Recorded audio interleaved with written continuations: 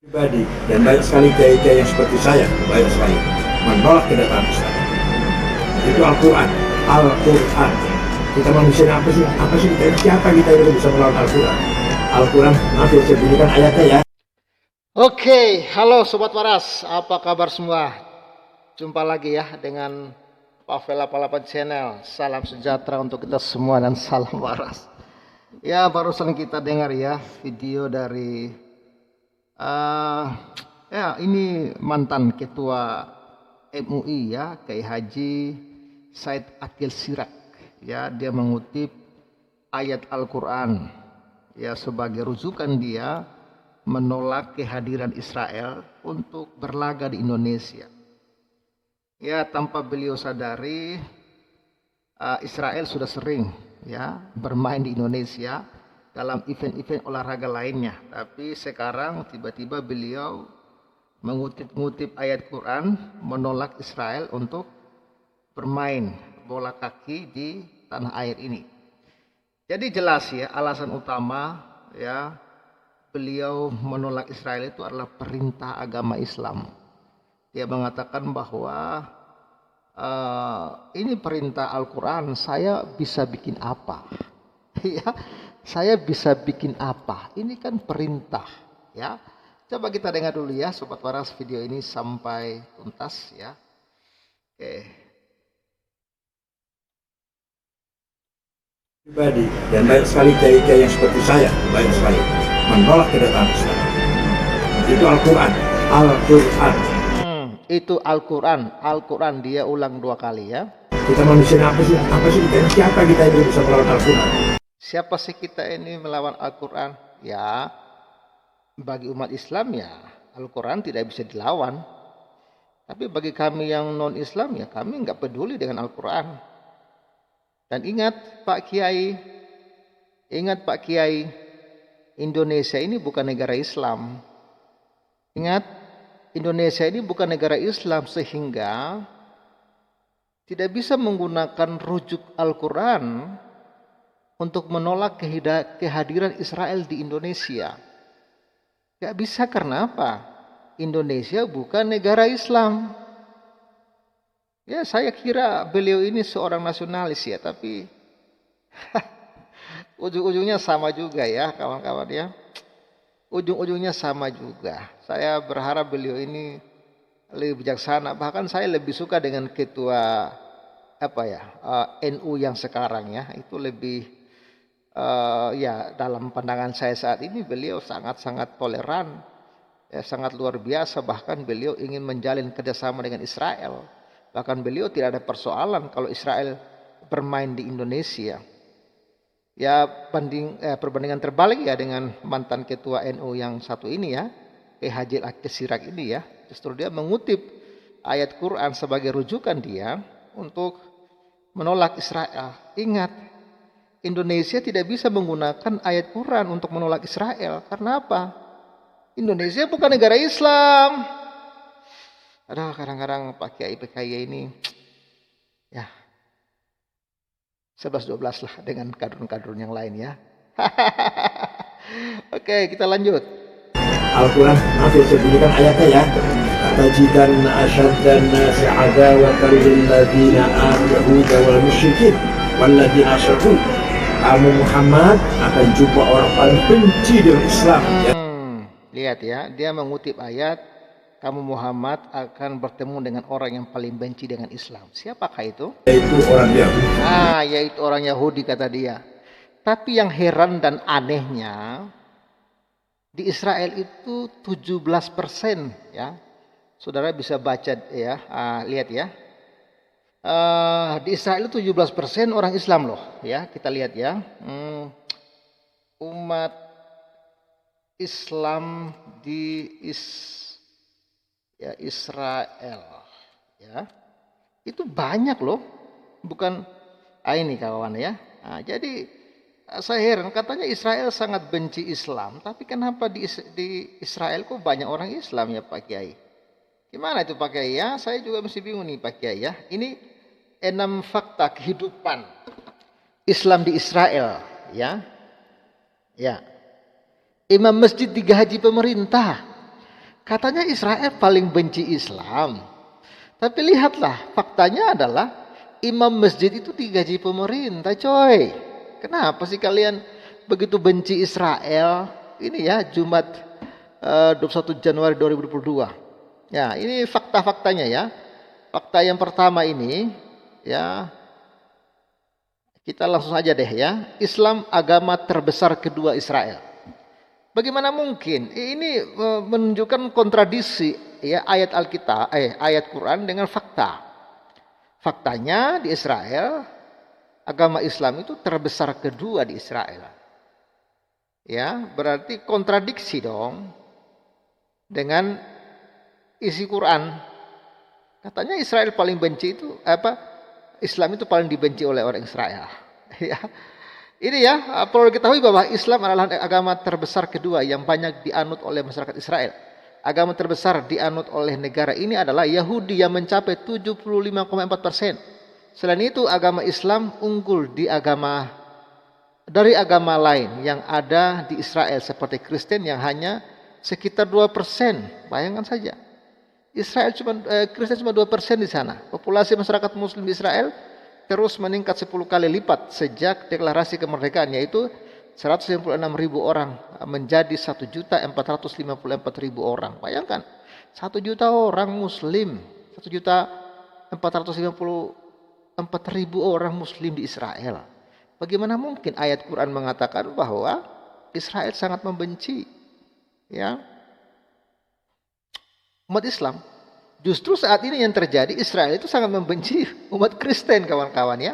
Nanti saya akan bahas ya next time, karena Israel ya saat ini sedang membuat undang-undang untuk melarang ya orang itu untuk kalau ada orang yang mengajak orang untuk atau menginjili orang itu akan dikenai undang-undang. Itu baru usulan ya, belum terjadi tapi baru usulan undang-undang. Jadi ini kontradiksi ya dengan pernyataan Pak Kiai ya. Ini banyak masjid dan muadzin digaji pemerintah. Masjid dan muadzin ini digaji pemerintah loh. Gimana Anda mengatakan Israel membenci Islam, Yahudi membenci Islam? Ini gimana sih? Aduh. Ini ya. Israel setidaknya mempunyai 400 masjid dan 73 diantaranya berada di kota Yerusalem. Jumlah masjid yang berada di negara Zionis ini terus mengalami peningkatan sekitar 5 kali lipat sejak tahun 1988. Karena ketika itu hanya ada 80 bangunan masjid. Ya, bayangkan dari 80 sudah meningkat 400. Menariknya sekitar 300 imam dan muadzin di Israel mendapatkan gaji mereka dari pemerintah. Israel juga turut menyediakan Al-Quran. Wah, Al-Quran juga disediakan yang dipakai di beberapa masjid serta mendanai yang sekolah Arab serta perguruan tinggi Muslim di Islam. Ya, sekolah ini mengajarkan tentang Islam, bahasa Arab dan kurikulum dari Kementerian Pendidikan Israel. Lalu bencinya di mana? Ya, saya tidak membela Israel atau siapa, tapi saya memaparkan fakta supaya kita ini jangan terus dibodoh-bodohi ya. Ini bahasa resmi kedua adalah bahasa Arab, bayangkan. Bahasa resmi kedua bahasa Arab. Ya, terus ya perayaan Ramadan di Yerusalem, ada perayaan Ramadan juga di sana rupanya. Bencinya di mana? Ini kawan-kawan baca sendiri aja ya. Terus terlibat dalam akademisi ya kota tempat tinggal umat Islam di Israel ya. Jadi kawan-kawan, bahkan tentara-tentara Israel itu banyak yang Islam. So bencinya di mana Pak Ustadz? Ya kasihan ya beliau terlalu nggak apa-apa sih beliau percaya kepada ayat Al-Quran, tapi yang herannya kenapa ayat Quran itu kontradiksi dengan fakta yang terjadi saat ini. Gitu loh kawan-kawan, semoga paham ya. Kita lanjut lagi. Kalau Anda suka dengan video ini, bantu viralkan ya, viralkan bro ya. Kita lanjut. Wala tajidanna qawmahum wajadalladzina qalu inna nasara. Kalau Muhammad akan jual orang dekat dengan Islam, simpati Islam, bukan Kristen. Itu Quran itu, saya berani. Makanya orang mengharapkan kebaikan dari Yahudi kecewa. Katanya orang yang mengharapkan kebaikan dari Yahudi kecewa pasti budek. Tapi faktanya Anda sudah menikmatin kebaikan-kebaikannya Yahudi, yaitu berupa teknologi Yahudi. Bukankah itu kebaikan, Pak Ustadz? Anda bisa tampil di YouTube, ya kan? Ya, Anda bisa pakai Google, searching Google. Ya, bahkan wajah Anda terpapar di Google. Ya, Anda bisa banyak hal. Dan itu teknologi buatan Yahudi, Pak Ustadz. Ya, bagaimana mungkin Anda mengatakan bahwa Yahudi itu nggak baik? Bahkan Anda mengatakan kecewa pasti budek kalau mengharapkan kebaikan kepada Yahudi.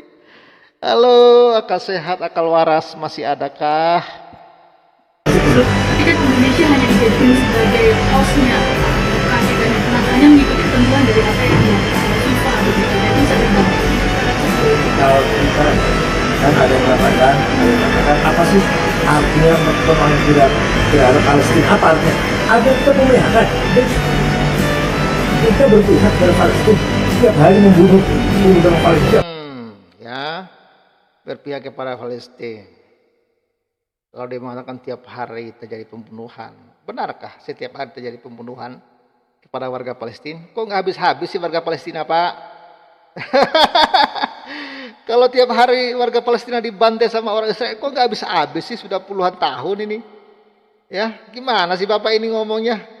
Aduh. Hari membunuh orang Palestina, hari pembunuhan, penembakan orang Palestina. Tiap hari penembakan Palestina, tiap hari pembunuhan. Pernyataan konyol apa sih ini yang sedang dipaparkan ini? Kita berpihak pada Palestina, tiap hari membunuh. Oh, tiap hari membunuh. Kok nggak habis-habis gitu loh, dibantai tiap hari kok nggak habis-habis sih warga-warga Palestina? Ini terlalu hiperbola gitu loh ya. Orang Palestina, hari pembunuhan, penembakan orang Palestina. Apa kita temani atau kita apa namanya? Kita temuin kayak itu. Ya Sobat Waras, saya tidak lagi-lagi ya, saya belajar objektif untuk melihat ya persoalan ini. Ya, Israel ya bukan Tuhan, Israel bukan Tuhan. Walaupun mereka satu bangsa yang dipilih oleh Tuhan, tapi ingat Israel itu bukan Tuhan yang harus kita junjung melebihi Tuhan. Israel bahkan orang-orang bejat juga menurut saya. Ya, orang-orang Israel ya, zaman sekarang ini ya. Bahkan dari zaman dulu banyak yang bejat-bejat kok. Banyak juga orang-orang yang jahat ya di Israel. Ya. Banyak. Ya. Jadi maksud saya adalah saya belajar berbicara sejak objektif dalam hal ini. Nanti suatu saat saya akan membuat juga video yang mengkritisi Israel. Karena kejahatan mereka. Ingat, Israel itu bukan Tuhan. Mereka itu hanya sebuah bangsa yang mendapatkan kasih karunia Tuhan. Sebenarnya pemilihan Tuhan kepada Israel tujuannya hanya satu. Untuk dari Israel itu akan lahir yang namanya juru selamat dari suku Yehuda. Dari keturunan Daud. Setelah selesai kelahiran Yesus, sebenarnya itulah berkat yang sesungguhnya. Jadi kalau saat ini Israel menolak Yesus, lalu apa yang kita mau banggakan dari Israel? Dalam segi iman ya.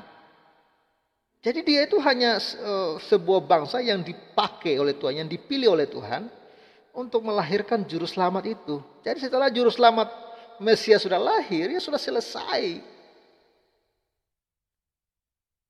Ya, karena tujuan Tuhan lewat Israel itu supaya nama Tuhan ditinggikan di sana, tapi rupanya di Israel nama Tuhan tidak ditinggikan.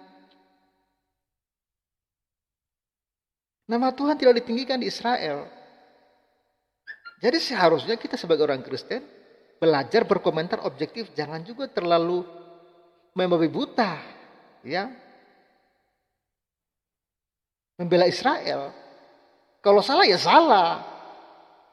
Gitu loh kawan-kawan. Jadi Israel kalau tidak bertobat, kalau tidak terima Yesus sebagai Tuhan dan Juru Selamat, ya binasa, terkutuk. Ya. Karena ayat kepada Abraham, ya, kepada Israel yaitu Yakub, ya, siapa yang memberkati engkau akan diberkati, ya, siapa yang mengutuk engkau akan dikutuk. Ini sebenarnya terkait dengan perjanjian keselamatan yang Tuhan turunkan lewat Israel, yaitu juru selamat Yesus Kristus. Jadi bangsa ini dijaga oleh Tuhan, disertai oleh Tuhan sampai kelahiran Yesus Kristus. Bahkan sampai saat ini pun, ya, Tuhan masih memiliki rencana atas Israel. Satu saat Israel akan sadar bahwa Mesias itu sudah ada, yaitu Yesus Kristus, dan disitulah, ya, nanti akan terjadi, ya, namanya, ya, akhir dunia ini. Begitu. Kiamat, yang orang bilang kiamat itu, ya, ketika Israel sudah sadar dan bertobat dari perbuatan mereka. Jadi jangan sampai kita tuh menjadi orang yang terlalu buta membela Israel sehingga kita hilang kewarasan. Ya. Tapi dalam konteks sepak bola, saya menyayangkan, ya, saya sangat menyayangkan tindakan Indonesia, dan itu tindakan yang sangat tidak terpuji. Apalagi membawa-bawa ayat Al-Quran. Emangnya kamu kira Indonesia negara Islam? Mikir kalau masih ada otak. Oke. Semoga Anda waras dengan video ini. Yesuslah Tuhan dan Juru Selamat. Percayalah kepadanya supaya engkau tidak binasa karena segala dosa-dosamu. Hanya Yesus yang sanggup bebaskan Anda dari kutuk dosa dan maut. Hanya Yesus yang bisa memberikan kepada Anda hidup yang kekal. Oke Sobat Waras, dukung terus Pavil 88 Channel. Dukung terus, ya, bangunan rumah ibadah kami. Terima kasih untuk Sobat Waras yang sudah mengirimkan donasi, yang sudah konfirmasi WhatsApp ke saya. Terima kasih. Dukungan Sobat Waras sangat berharga. Berapapun yang Sobat Waras bisa berbagi kepada pelayanan saya di pedesaan, pelayanan kami di pedesaan, doa saya Tuhan Yesus memberkati kita semua. Terima kasih. Salam sejahtera, salam waras. God bless you and see you again.